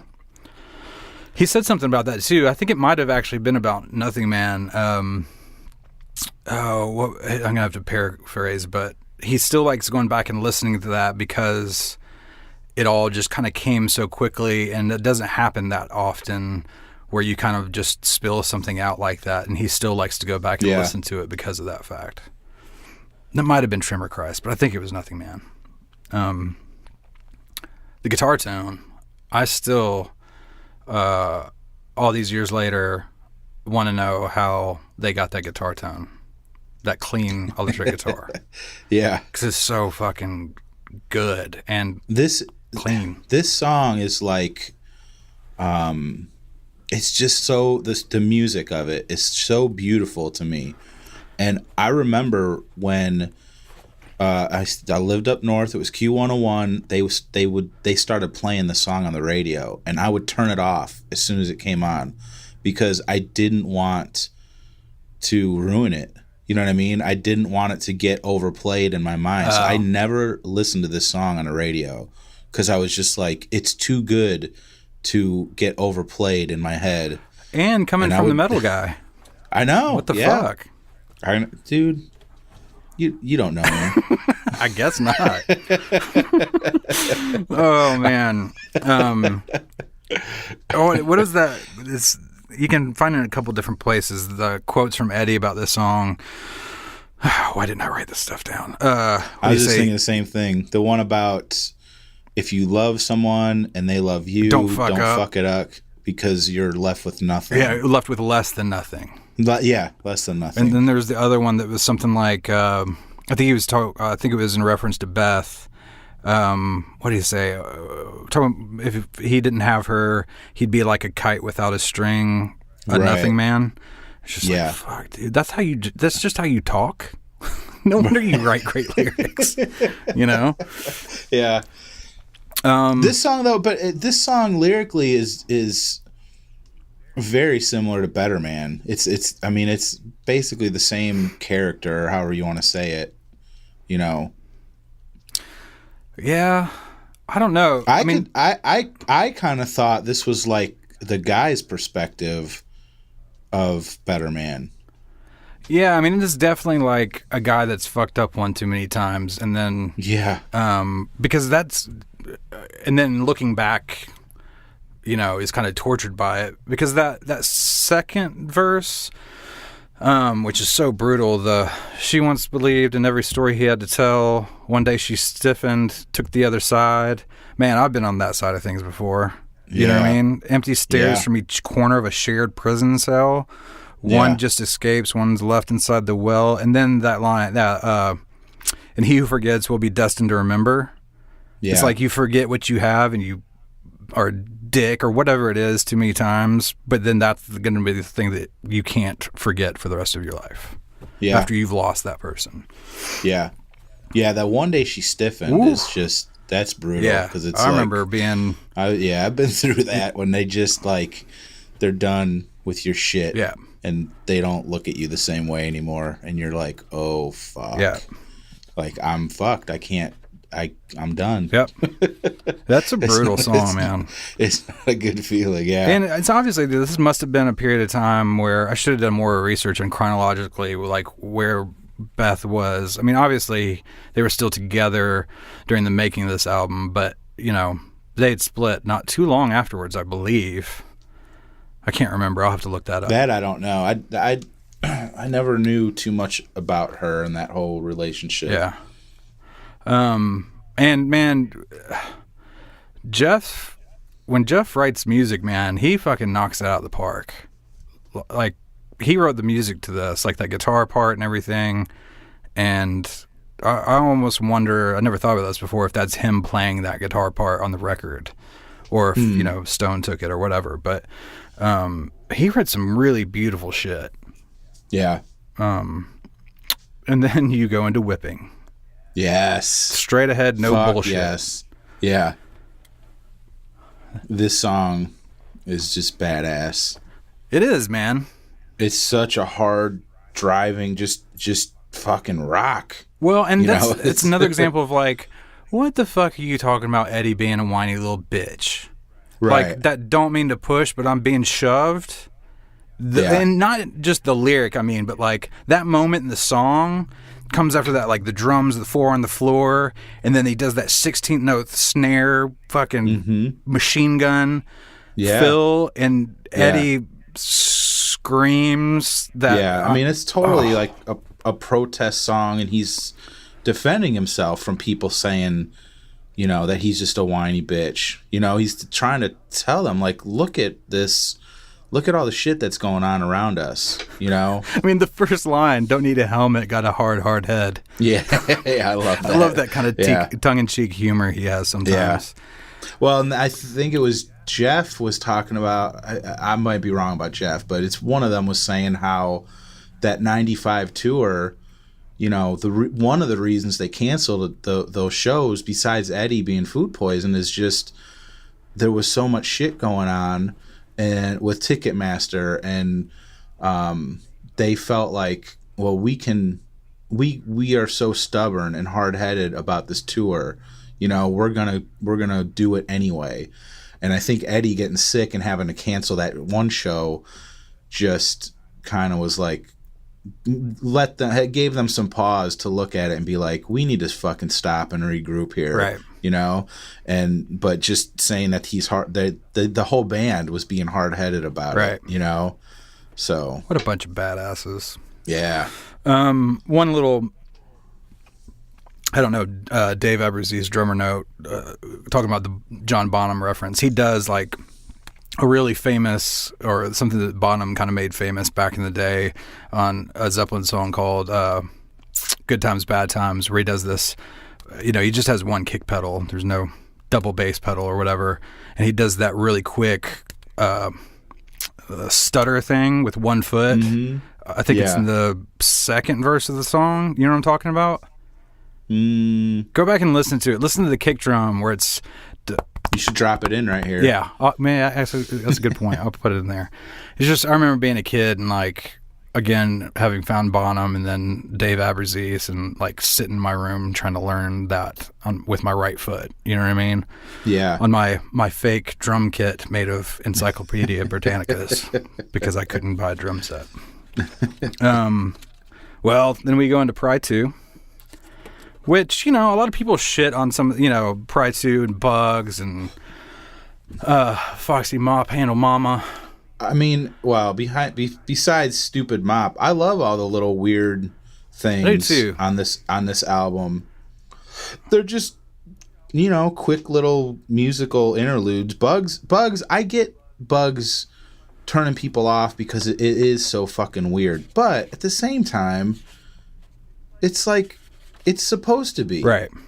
Bugs is not supposed to be a fucking Even Flow Part 2. Right. It's supposed to be fucking weird, Yeah. But anyway, Pry 2, sorry. That's all right. I mean, they all kind of, you can all kind of not lump them, but they all serve the same purpose. Like, Pry 2, I always kind of looked at it like, if you're not getting my lyrics on this record, here it is, motherfucker. Privacy is priceless to me. That's all I'm saying. Yeah. It goes back to the theme of, not wanting the bullshit that comes with being famous. Right. I just want a little privacy, man. Yeah. Quit trying to look in through my windows, man. Corduroy. Yeah. Fuck yeah. Yeah. Corduroy. Man, what can you say about this song? It's so fucking good. Right, exactly. I mean, that Eddie's guitar part, right? That dun, dun, dun, that drone thing. Yeah. Oof. Yeah. I remember I was like, I have to learn that right away when I heard that song for the first time. Yeah. No, I don't know. Just I guess the way the guitar is strummed throughout the whole song, it just sounds so fucking cool. Well, and it's a really good example too. Like, there's some interview stuff from Brendan talking about like, how do we have two monster guitar players. I mean, think about it, at the time they were being touted as like, two of the best rock guitarists ever. And then you're going to add Eddie into it. And like, how do you find the sound, that's going to fit with these two other guitar players, and how they spend a lot of time like trying guitars and amps and just spending a couple of days just trying to find a tone for Eddie. And I feel like this song is like this and Not For You are really great examples of them kind of figuring that out and dialing it in. Because it's a little bit dirty. It's not clean, but it's not like overdrive. It just sounds like an amp turned up pretty loud. Yeah. So you still get the strummy attack part that you can kind of lose when you have like a overdrive or distortion pedal on it. But it's not thin and shitty either. And he's such kind of a percussive player. So, I mean, you listen to those songs that he writes, and there's a lot of, in some ways he must I kind of feel like him and Stone actually think very rhythmically. You know what I mean? Like the phrasing and the rhythm. Well, Eddie's a drummer too, isn't he? Kind of. He's not very good, but yeah, he plays. If I'm a drummer, that dude's a drummer. Let's put it that way. But I mean, part of the hooks are the rhythm aspect of both of those guys playing, Yeah. And not that Mike isn't, but he's such an like over the top of everything kind of player a lot of times. Not every time, but a lot of times. Yeah, so we want to get into that story that we were talking about earlier. Because, I mean, this song, the name of the song anyway, is just him kind of talking about that whole idea that you had mentioned earlier, just people taking advantage of them. Yeah. And when most of the 80s bands, they wanted to be famous and rich. And fuck off. Whereas the 90s kind of brought in this like, no, I mean, we want to make a living doing this. We don't want to live in a van. But all this other shit that comes along with it, we hate it. Yeah. And especially, with the Ticketmaster thing, they were also not just protecting themselves, but they felt like they wanted to protect their fans, Yeah. selling what he said. They started selling a jacket that he bought for $12 for like $650. Yeah. Yeah. Just because it represented same fucking jacket, pretty much. You know what I mean? Like, yeah. But they could sell it for $650. Right. Because it was cool. Ricky Martin wearing that shirt in General Hospital with the long hair. Yeah. Yeah. Which is such a weird thing. Like, because, you know, Ricky Martin's such like a pretty good looking dude. And I mean, fuck, it's not like Eddie is some nasty, gross looking troll. You know what I mean? Like, the ladies definitely loved Eddie Vedder for sure, but he wasn't that kind of pretty, you know. What was it? The soap opera, was it General Hospital? That I don't know. I think it was. God, so fucking weird. The arrangement, I know this has been pointed out before too, but the arrangement, I love picking apart, which I don't know that I really did when I was younger, first getting into these records, like the arrangements.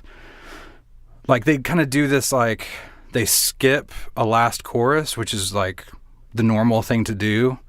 Maybe you'll vamp after the last chorus, but they completely just come out of that breakdown and go into that outro thing. Yeah. And that outro is so badass. Yeah. Especially live. Fucking Mike just goes for it. I don't know. I mean, everyone loves this song, right? Yeah. Oh, yeah. I don't know. I'm sure there's something else we could say about it, but no, I mean, it's got to be. I want to say they play it. It's up there with like Even Flow and Alive. But they play this song almost every show. I think I looked it up. I think it's like number. God, I want to say it's like number 6 or something. Yeah. Yeah. It's definitely got to be up there. Yeah. And that's so funny. Then you go from something like Corduroy, which is just like such a landmark song for them, and then you go into Bugs. Yeah. Which I love. I think it's funny. I mean, it's not like I go and like, I want to listen to the song, but right. No, it's just a weird throwaway song, and I think the people that hate it just don't get that it's supposed to be weird. You know what I mean? Yeah. It's not supposed to be something that they put on the radio and, you know, you hear all the time. It's supposed to be just a totally weird song. Well, and whether you agree with it or not, like these 3 songs on this record that kind of fit into this category, I mean, I'm sure maybe Eddie's even copped to it at some point in like an interview or something, but it's definitely like all right, we're going to weed some motherfuckers out as far as fans. We're just going to put some weird shit in there. Not a ton. Yeah. Just 2 or 3 songs that are fucking weird. And if you drop us because of that, then fuck you anyway. Because that's not what we're going to be about anymore. You know? Which I love that. I think it's also just not an icebreaker, but just to break up the tension. Yeah. For them to put something on an album that's so fucked up and weird, you know? Well, and especially, again, like we've talked about, they got so much shit, especially Eddie, about being too like self-righteous or playing the martyr or self-important. And being super serious. Yeah. Let's just throw something on there that's funny. Right. You know? But and weird. And man, they kind of went overkill with Bugs, but I mean, I don't know. I just can't keep saying it. I like that song. It's just goofy. Well, and it continued. It's not like it was a one-time thing. There's lots of those kind of like spoken word tracks that Eddie does and on future records, and some of it that's a little more serious and for real, kind of playing off of like, you know, some William Burroughs type poetry, kind of spoken word kind of shit, Tom Waits type shit or whatever. That obviously there was some influence involved there for Eddie, but I do love too, kind of like, I never thought of it like that, like a palate cleanser, like you said, like, and then you go into Satan's Bed, which I think is fucking weird and badass. Yeah.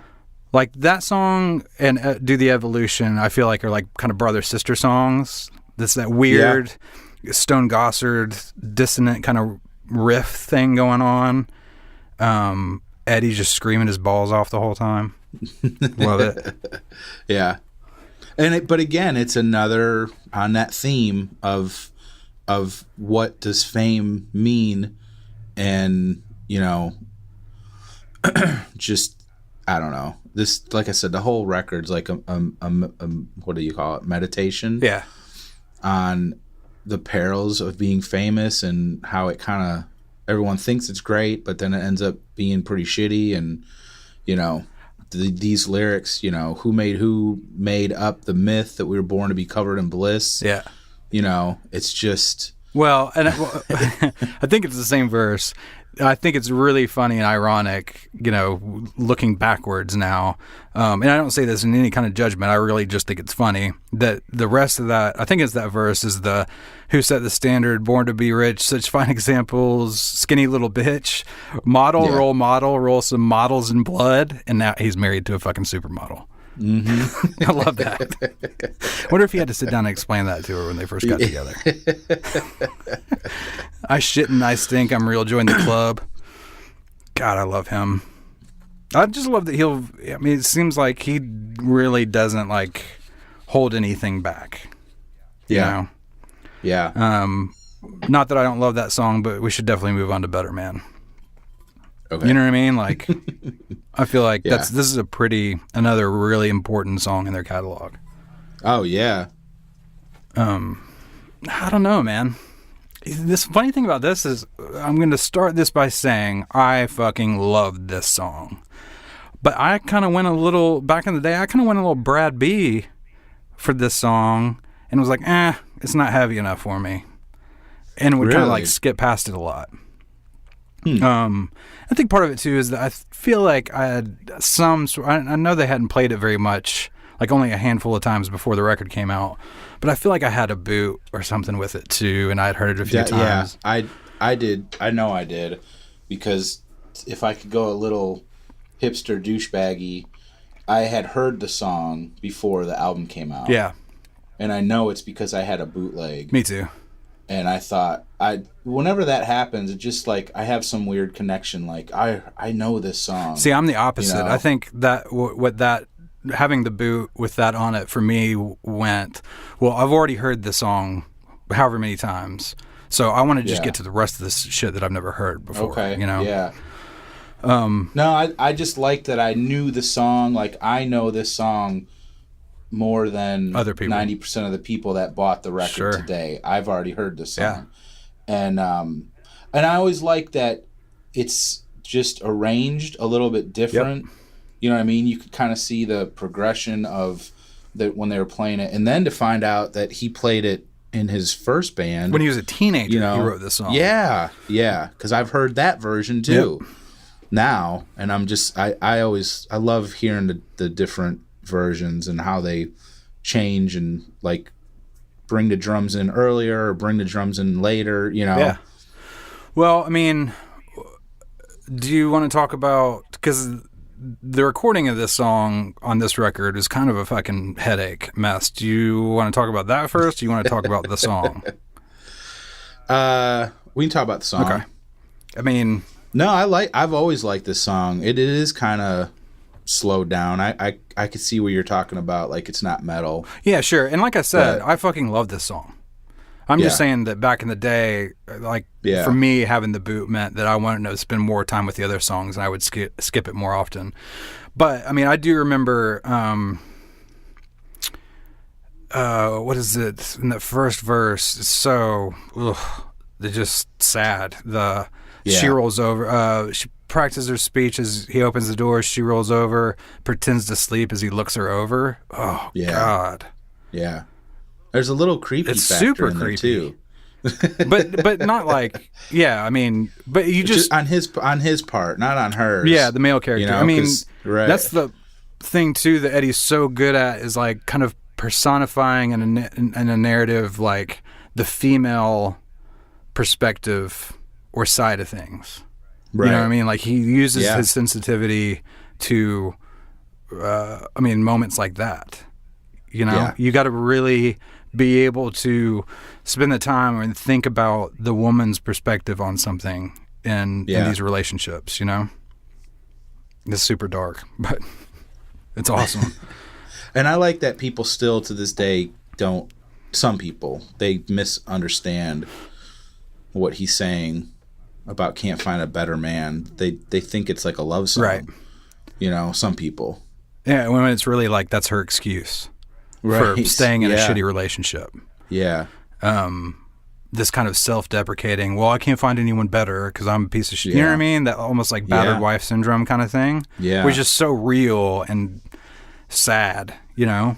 It's just, well, it's like you were saying too. It's interesting because I can relate to this song, you know, and I'm not a woman. Sure. But I can, that's what's kind of cool about the songs that he does write from a female perspective. And he does it so well that anyone could relate to it. Yeah, I mean, he's really great at writing a narrative. It's so weird that he can write these like esoteric songs, like a lyric like Trimmer Christ. Yeah. But then be able to write a story song like Better Man or Elderly Woman or something like that. I'm starting to find that out as we go along with these album episodes, because like Lightning Bolt was the same thing. There was a couple songs that are very straightforward of what he's talking about, and then there's some that I'm like, I don't know what he's talking about, to be honest, you know. Right.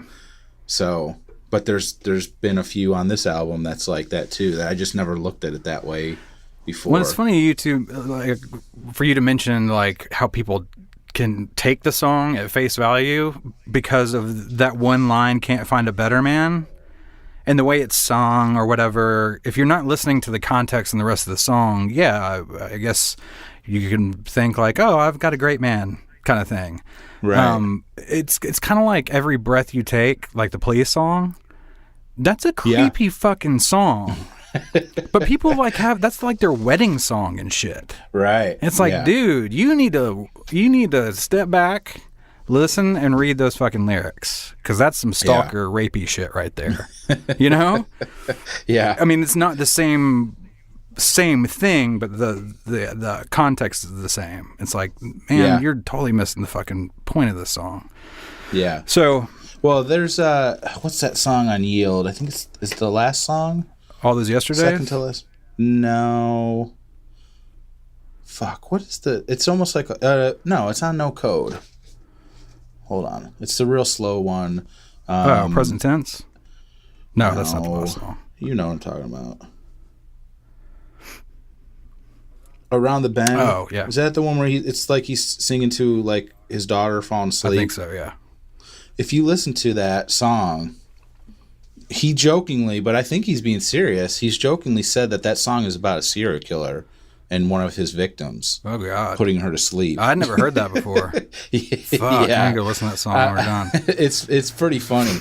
I think he wrote it for a friend for their like daughter. Okay. But then somebody in the studio said it's too sweet and too nice, and he changed one word, and now you could construe it that it's a serial killer talking to one of his victims. Ooh.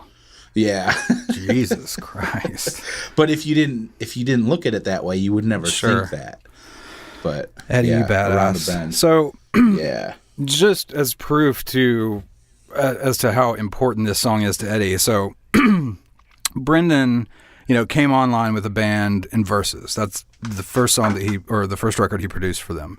And he wanted Better Man to be on that record, but Eddie said no. So come back around the next record, he's pushing for it again.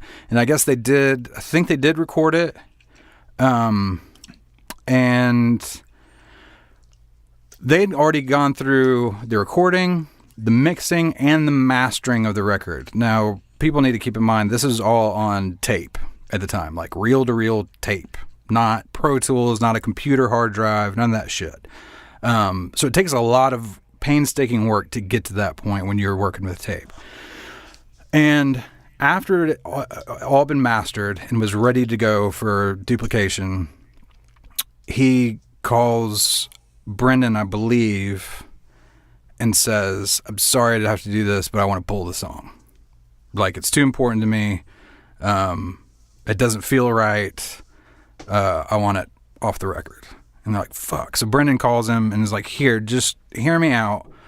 I know that your problem with this recording is that the choruses or the first chorus and first verse or whatever feel too kind of like up and happy, which is not the song. Kind of goes back to what we were talking about a minute ago. Kind of misrepresents the song. Yeah.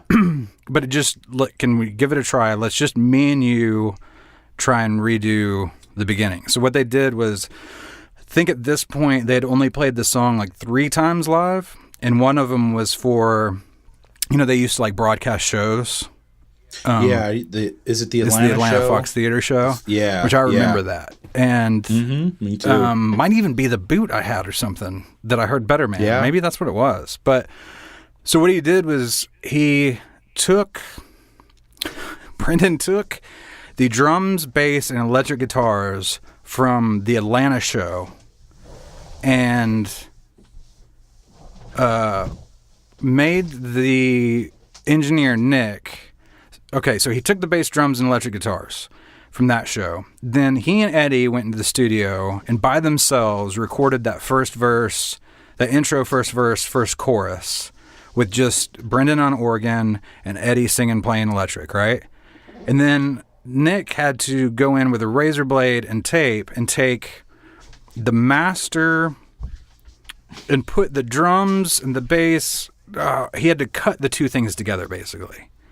So he had 2 different recordings at 2 different times. One of them wasn't even in a fucking recording studio. All those guitars and drums come from the Atlanta show. And he had to cut and tape together the tapes, adding the intro part that Brendan and Eddie did. And he finally agreed to that being on the record. So that's what's on Vitalogy, yeah. Really? Yep. See, I never knew that. It's fucked up. Wow. I bet the record label and everyone was freaking the fuck out when Eddie said, I want to take the song off the record. And everything was mastered and ready to go. But, I mean, it's another one of those things, like, he fought for what he wanted, and it's probably the better version. That's probably the version that deserves to live on that record. Because I think sometimes people forget, like, when you're an artist or creative and you're creating these things and creating music and you make records, like, that is what lives on forever, right? Yeah. You can't go back and redo that.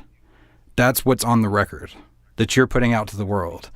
And it's really cool. I think it's really cool. It might, for some people, fall into that he's a little whiny little bitch category, but I think it's actually him fighting for shit. And I think he's saying this is super important to me. He wrote the song when he was a teenager. Yeah. Obviously, it's very personal. And he didn't want it out there until he felt like it was the right way. And I think that's kind of awesome. And I think it's also awesome that Nick sat there with a razor blade and tape and cut everything together and made it work. Yeah. Anyway, I thought that was a cool little story. The end. No, I'm glad you told it because I had never heard that before. Yeah, I kind of stumbled through some of it. I've had too much coffee. But hopefully that all made sense. Do we need to talk about I Davanita? I mean, we've kind of talked about all these songs already. I want to get to... I don't know what you would would say. Immortality. Does it just... Yes. That was immediately one of my favorites on the record.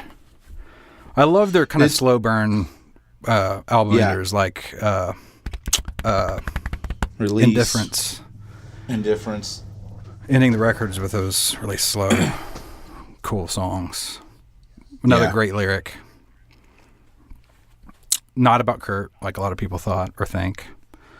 Yeah. But he does say, I don't know if it's a cop-out answer, but he did say that he doesn't really want, the quote that I was reading said that he didn't really want to talk about it when he was asked about it because he doesn't want to be seen as exploiting this death that's affected him and so many people. But he would just say that it's not about Kurt, but it definitely talks about, I think he said, I wrote it down, the pressures of someone in a parallel or on a parallel train. The way I look at it is because we know the song was written before Kurt killed himself. Yeah. So you can't say it was written about him. Right. But we also know he changed the lyrics after Kurt died. Right. So I to say it's not about him, I don't believe that. But I think it's about him in a very general way rather than it being specifically about Kurt Cobain. Well, I kind of feel like it's I guess you would say inspired by Kurt and what happened, but I think it's also him trying to relate or say that portray in the ways in which he relates to Kurt's path. And when he had that quote, the pressures of someone on a parallel train, I think that's what he was saying. Like, I feel the same way. Yeah. You know? Yeah. This is my version of what happened with him. Right. Plus, if he does say, yeah, it's about him, Eddie's the kind of guy that would think that he's being offensive or, how do you say it? Like, spitting on Kurt's grave by using him for a song. Right. The whole exploitation thing, yeah. Yeah, yeah. So he can't say it's about him because people will take it the wrong way. Yeah. But I do think that there's also like something that is represented in I think it's the bridge, that cannot stop the thought of running in the dark, coming up a which way sign, all good truants must decide. Where, you know, obviously now we can easily say this, but, you know, Eddie decided at some point not to let himself get carried away in the tide of all that bullshit to the point of you know, suicide or some serious self-harm. You know what I mean? Like, he decided to go a different way. And to me, that bridge lyric always kind of represented this, that idea that you eventually hit a point in your life, and it doesn't have to be something as serious as this, but all big life changes, I feel like, come from you have left yourself with two options. There's no real third or fourth option that really works. You either go this way or you go this way. Yeah. You know? And I think that was him saying, he went this way, I went this way. Yeah. It's fucking cool. I love the guitar solo in this song. Yeah. It's a great song. I actually like the drums a lot, the lyric a lot. I mean, yeah, this is a song that I wore the fuck out when this record came out. Yeah. This is on my, like, slow jams, Pearl Jam tape that I would make. Yeah. This is staying up late, turning all the lights off, and just, like, listening to it in the dark. Yep. Hell yeah, man. Know? So. Yeah, I would make those. I had my Maxell 90-minute tapes that I would buy, and I would have one 90-minute tape that was all like the slow, moody Pearl Jam shit, and then one tape that was all the rock shit. And I had this little roof that I could sneak out of my bedroom window, and I would put my little boombox tape player at the open window and keep it quiet, but I would play that slow jam depressing tape and sneak a couple cigarettes out the front porch. Oh, man. Fucking rebel. At like midnight. Dude, I was so badass. I never, ever snuck out. I snuck out all the fucking time. Oh, that's no lie. I would be so scared. If I was like walking around the streets in the middle of the night, I would feel like I was on like another planet. Dude, I wasn't living in Compton. I was living in Homewood, Alabama. I wasn't scared of the people out on the streets. I would be scared of my mom finding out that I was out. I also lived like on this like picture perfect like cul-de-sac, and it had like 20 kids on the street. Right, we were always out hanging out. My girlfriend lived 2 doors down. I would sneak out, and she would sneak me up, into her room or whatever. Man, high school. Yeah, dude. But yeah, Immortality was always one of those slow jam songs. Yeah. Well, I mean. Yeah, I mean, just going back to real quick, his voice on like this whole album is just, he gets some, I don't know, raw vocals going, and it just sounds so awesome. Yep. I love everything. Yeah. It's so funny. I mean, I know this is probably like number 2 on my list when we did our breakdowns or whatever, but yeah, man, I hadn't actually really listened to this record this intently in a while. Yeah, like I said, I haven't either. I've been checking out the bootlegs a lot lately, and I'm gonna have to start listening to this a little more. Oh yeah, man. Well, then there's Stupid Mop, which Oh, yeah. Kind of just served Do we as, hey, Jack Irons is in the band. It's also super dark and creepy. The sound clips that they use and what those people are saying. I know it's a song. It's considered one of the songs on the album, but I don't even consider it a song. It's just like a weird afterthought. Right. I wish they would have done it as a hidden track. Yeah, I agree. Because everything that I've researched about this, they include it as like one of those weird songs, and I'm like, it's not even like a song. It's just weird sounds, and I don't know. To me, it's just a total throwaway. Yeah, exactly. Yeah, I mean, I don't ever find myself wanting to listen to the song, but yeah. I mean, I'll at least, like, if I'm just putting the record on, I'll at least let the other two songs play. This one, like, after, to me, once Indifference happens, or sorry, not Indifference, Immortality happens, the record's over. Yeah, that's how the last I feel song about it. But I will say this. I predict that they will play that song live probably on the next tour. Why? And just because they haven't played, they played most of the records over the last couple of years in concert, and Vitalogy is one of them that they haven't. And they almost have to play, if they do Vitalogy, they have to do Stupid Mop. That's true. So, and that'll be interesting. I'm sure I won't be there. I always miss out on cool shit like that. Well, dude, we did it. We made it through the record. Yeah, that was fun. Yeah, I'm so glad that was. We went a little fucking long too. Well, you know what? It's the way it goes, man. I can't believe we went as long as we did. It's been like, what are we, like an hour and 45? Hour 50? Yeah. All right, let's put an end to this. I mean, what are you going to talk for 45 minutes about Vitalogy? That's a huge record. I know. And we could probably do another hour. Yeah, probably, actually. Well, thanks everyone that made it all the way through with us. We appreciate it. Let's remind everyone where they can find us on the interwebs. So Twitter at Pearl Jam Podcast, Instagram at singlepodcasttheory. If you search on YouTube and Facebook, just search Single Podcast Theory, will come up. And as always, come on, send those emails into us, singlepodcasttheory@gmail.com. We want to hear from you. If you're sitting there and you're like, oh, I don't know, they don't want to hear from me, we want to hear from you. Go ahead, send us an email, and just let us know, that this episode was too long, and we'll try and chop it up. No, we won't.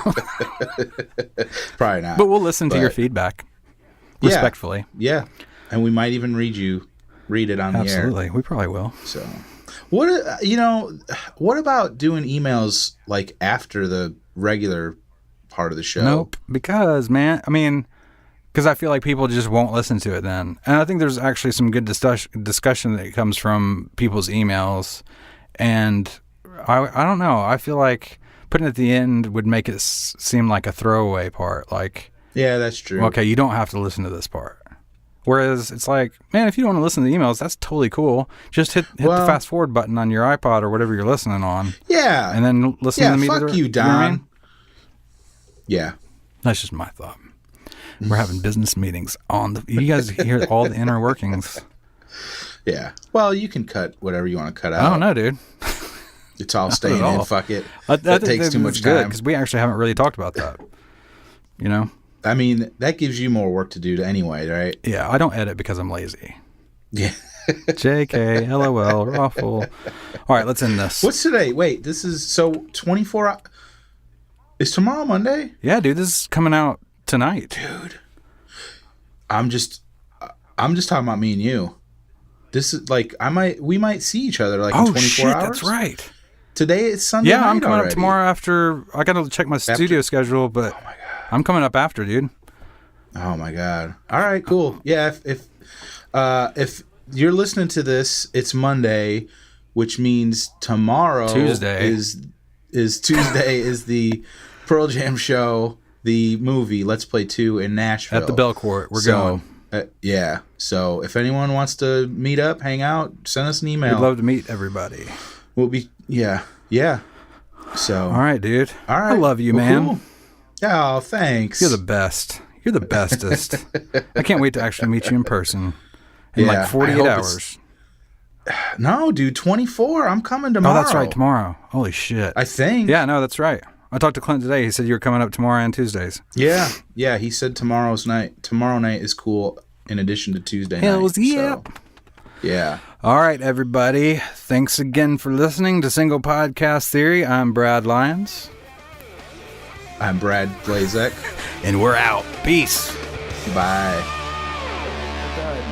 I died and you just I died and you watched. I died and you walked by and said no. I'm dead. That was fine. Fuck yeah.